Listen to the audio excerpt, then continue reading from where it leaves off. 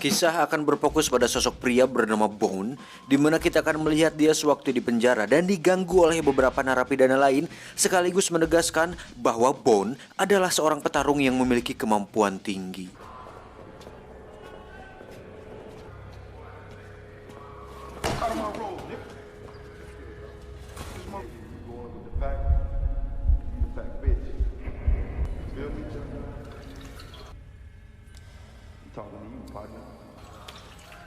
They kind of tight too. That shit don't mean nothing around here though, player. You got to the count of 5. You hear this motherfucker?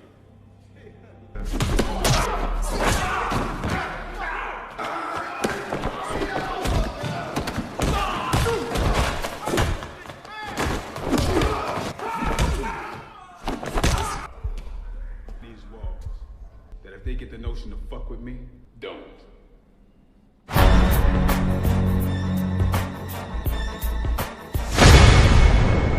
Setelah bertahun-tahun di penjara, akhirnya Bone bebas dan mencoba untuk memulai kehidupan barunya, di mana dia mengontrak di salah satu rumah yang pemiliknya seorang pria tua dan anaknya yang cantik.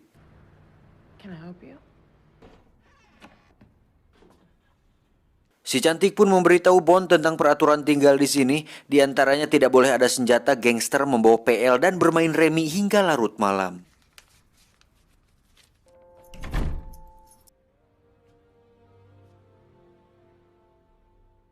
Adegan berpindah ke sebuah pertarungan jalanan ala-ala Fight Club, di mana laga tersebut diadakan oleh seorang mafia berbahaya bernama James. Ini orangnya. James sendiri memiliki petarung andalannya yang bernama Hammerman.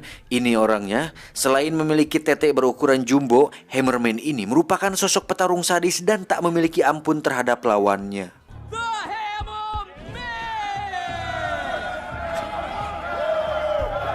Di arena sendiri ada seorang pria bernama Pinball, yang mana si Pinball ini merupakan semacam manajer yang memiliki petarung sendiri untuk ditandingkan di arena tersebut. Namun petarungnya harus kalah oleh Hammerman dan dibantai habis dengan mudah olehnya.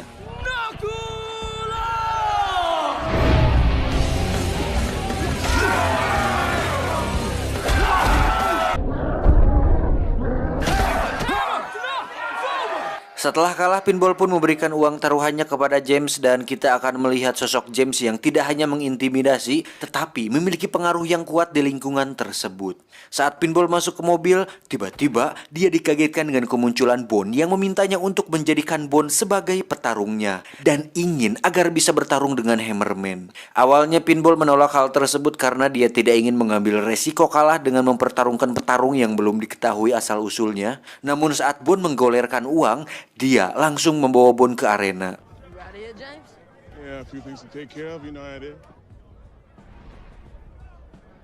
Sebelum masuk ke arena, mereka berdua pun bertemu dengan James, di mana Bone terus memandangi si wanita sehingga membuat James merasa risih untuk kemudian melamot si wanita untuk menunjukkan bahwa si wanita adalah miliknya.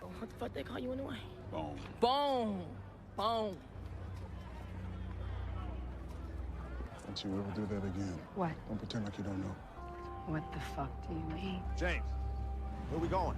Saat sudah masuk arena, Bone pun dilawankan dengan seorang petarung berbadan lumayan besar bernama Big L, di mana petarung ini memiliki jurus pukulan beruntun yang sangat mematikan. Bone sendiri mengubah tekniknya ke dalam mode bertahan, kemudian menyerang Big L dengan 2 tendangan biasa yang membuatnya langsung KO.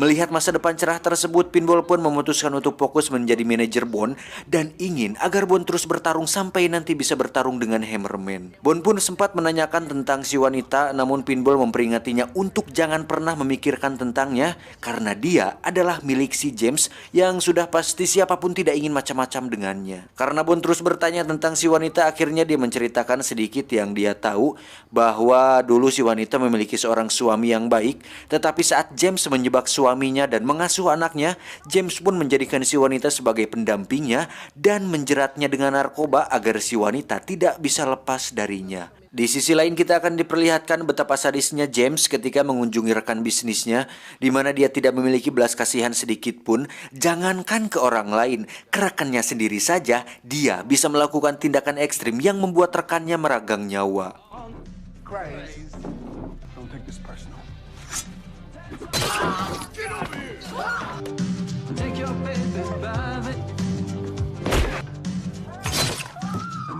Sementara itu Bon baru saja tiba di kediamannya dan sampai sini kita masih belum mengetahui apa tujuan Bon sebenarnya dan kenapa dia sangat ingin sekali bertarung dengan Hammerman dan kenapa juga Bon sangat ingin sekali mengetahui tentang si wanita. Sabar, nanti juga akan terungkap. Esok pagi Bon terlihat sedang bermain catur bersama si kakek dan tak lama datanglah Pinball untuk menjemputnya. Pinball pun membawa Bon ke arena berbeda di mana di situ ada dua petarung wanita yang sedang bertarung.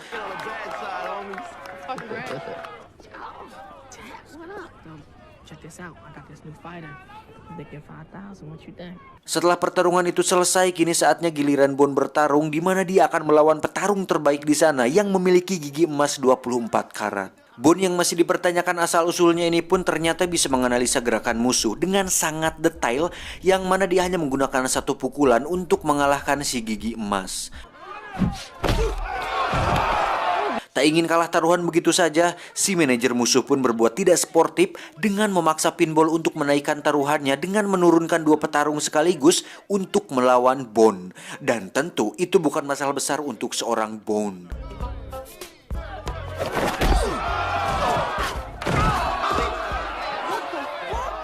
Tak percaya dengan apa yang dilihatnya, si manajer musuh pun semakin tak sportif di mana dia tidak mau mengaku kalah dan menaruh uangnya di dalam celana dirinya.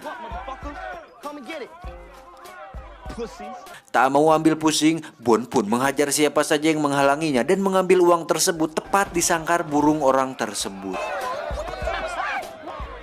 First bet was 5,000.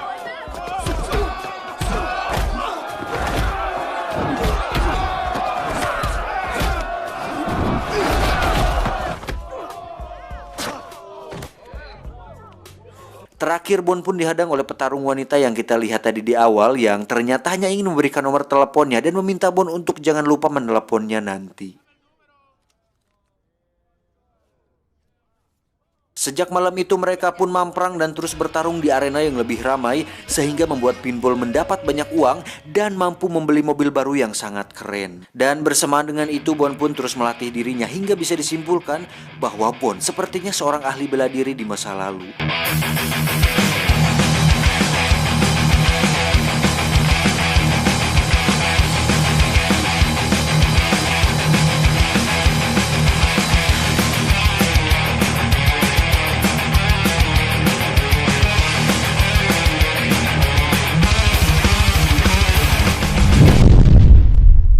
Saat pulang larut malam, Bon pun sudah disambut oleh si cantik yang belum tidur, di mana dia melihat Bon terluka dan memutuskan untuk mengobatinya. Dan bersamaan dengan itu si cantik pun curhat mengenai anak asuhnya yang sudah lama berada di sana dan entah siapa orang tuanya. Begitupun dirinya, si cantik pun jujur perihal dirinya yang sedang ingin karena sudah lama tak mendapatkan sentuhan dari lelaki jantan. Halah.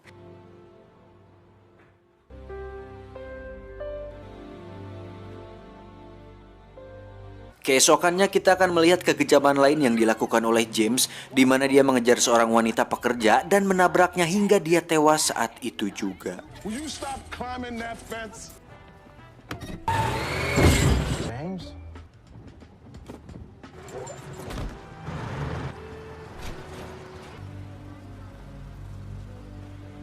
Come on, let's go. Singkat cerita, malam pun poek. Terlihat Bon sedang meminum obat dan disuntikan steroid karena malam ini adalah pertarungannya melawan Bon yang sudah kita semua tunggu-tunggu. What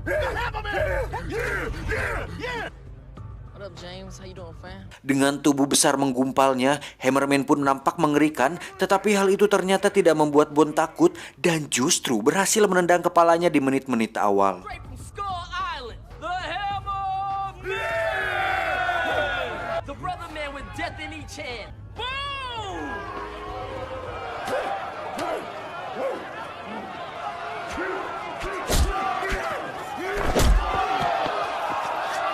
Tanpa tersentuh sedikit pun, Bon pun mampu mengalahkan Hammerman dan menang mutlak atas dirinya.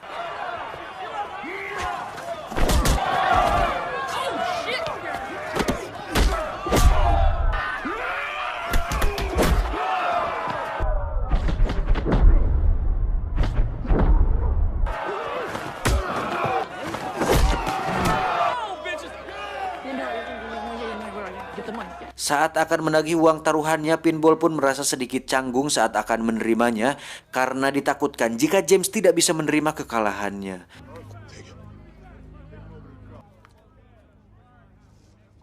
Never seen anything like that before in my life.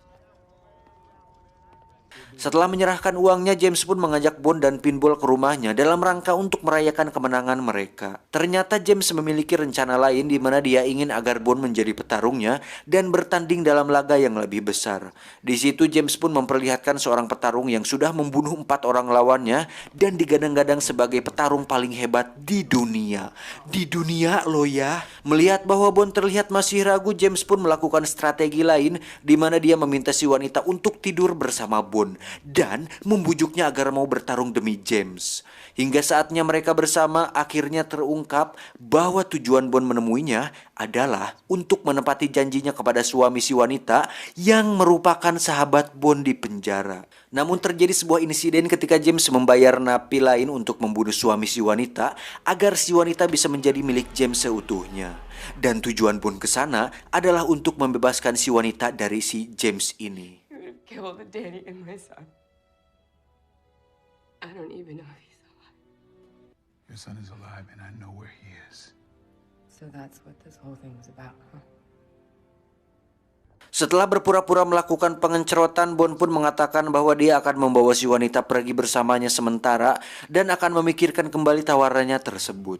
Bond pun membawa si wanita ke tempat rehabilitasi dengan janji bahwa setelah dia sembuh, Bond akan membawa si wanita kepada anaknya. Di sisi lain, James pun terlihat menemui seseorang yang lain bernama Franklin, di mana pria ini merupakan mafia lain yang lebih besar dan salah satu anggota dari sebuah organisasi yang mengadakan pertandingan internasional. Satu hal yang menarik, bahwa untuk bertarung dengan petarung terbaik di dunia, James harus membayar uang sebanyak $5 juta untuk bisa masuk ke dalam organisasi mereka dan memasukkan Bond ke dalam pertandingan tersebut. Have your man ready in 2.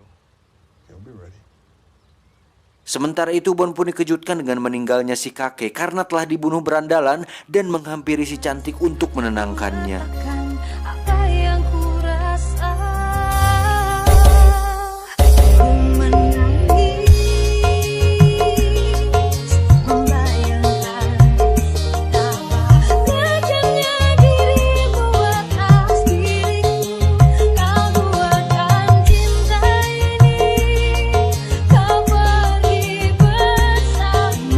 Di sisi lain, Hammerman pun datang menemui Pinball di bar untuk mencari di mana Bond berada. Sempat dihajar habis-habisan, Pinball pun selamat dengan datangnya Bond ke sana yang langsung menembak jatuh Hammerman.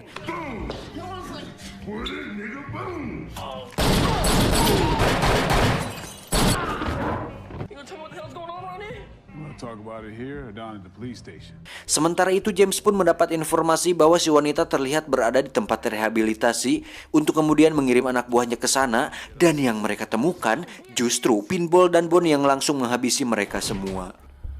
You got that bitch yet? Yeah, I've got her.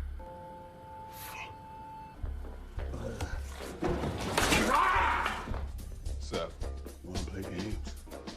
Oh shit, he wants us to follow him. And I think I know where. Dengan ponsel milik anak buahnya, Bond pun melacak keberadaan James dan memutuskan untuk mengikutinya. Sesampainya di lokasi, James pun ternyata menuju ke tempat di mana Franklin dan organisasinya berkumpul, sehingga mau tidak mau, Bond harus bertarung dengan petarung terbaik di dunia. Saat Bond mengatakan tentang tujuan dia untuk balas dendam atas suami si wanita, James pun mengatakan semuanya dan mengakui bahwa dialah pelakunya tanpa dia sadari bahwa Bond sedang merekam hal itu dan mengirimkannya kepada Pinball. Otomatis, Pinball pun dengan cepat mengirim video itu ke polisi untuk mengepung tempat tersebut. Selesai dengan itu, akhirnya si petarung terbaik pun muncul dan pertarungan pun dimulai. Do you want to change? For what? Diawali dengan gerakan tipuan, mereka pun bertarung dengan tempo lambat.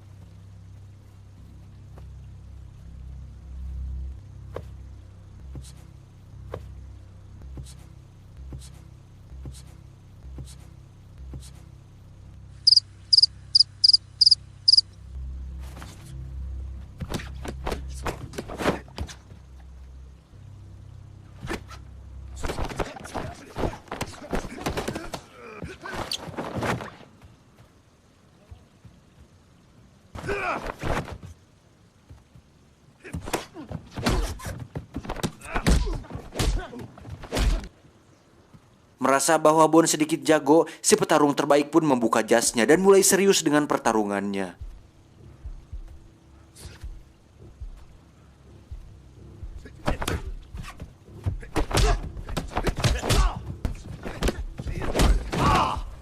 Saat Bon sudah mengunci kaki si petarung terbaik, Bon justru mengaku kalah dan menghentikan pertarungannya.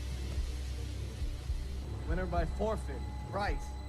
James yang kesal pun akhirnya turun tangan dan memutuskan untuk membunuh Bon dengan tangannya sendiri. Franklin pun menyuruh anak buahnya untuk memberikan Bon sebuah pedang agar pertarungannya seimbang, namun Bon justru hanya mengambil sarungnya untuk bertarung. Hanya dengan sarungnya saja, Bon pun mampu membuat tangan kiri James terputus dan menderita seumur hidup. Tak lama datanglah polisi mengepung tempat tersebut dan Bon pun dengan cepat kabur dari sana. When I get out, you got family on the outside.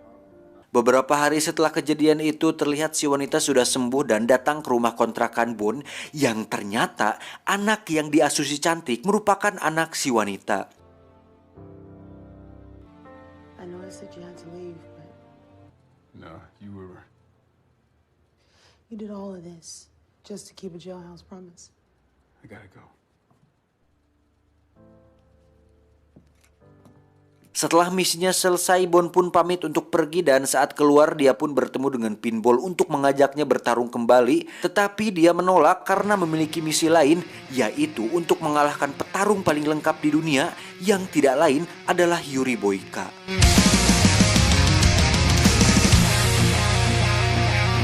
James sendiri dihukum di penjara tempat Bon di penjara dulu dan terlihat dia dihampiri oleh beberapa napi suruhannya dulu dan dibool rame-rame oleh mereka.